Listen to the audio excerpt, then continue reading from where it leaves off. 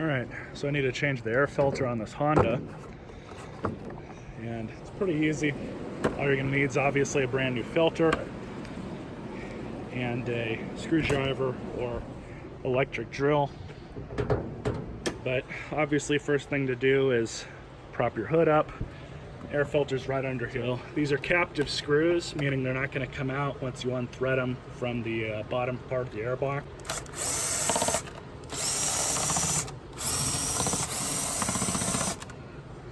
And there you have that.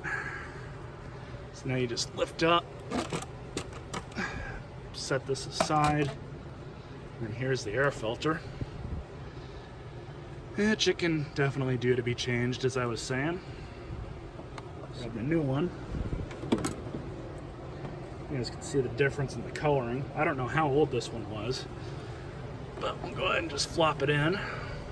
Of course, make sure this gasket sits just how it's supposed to. It's kind of hard doing this with one hand. It should be okay. Just throw that back on.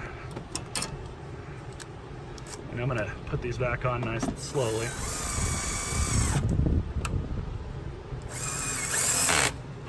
And there you have it. So it's pretty simple to change one of these out. I think I paid about $12 and change for that new one. So you can get your stuff from Walmart. There's no real reason to spend a whole ton of money on an air filter. And the reason for that is I don't believe there's much of a difference. This one is not a Fram, it's something else. I think it's one from like a lube shop or something, because I don't recognize the brand.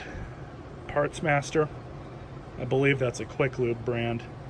But anyways, as far as these air filters go, they're all pretty much the same as far as I'm concerned. So I personally don't see a real reason installing something like a K&N air filter. I have installed them in vehicles of mine in the past, and I have not noticed a single difference, even down to gas mileage, which everybody purports that, oh, you change it out to a K&N or whatever, you get better gas mileage. I've never seen that in any vehicle I've used a K&N air filter in. But that's just my personal experience. But anyways, I hope you guys enjoyed this video and stay tuned for more.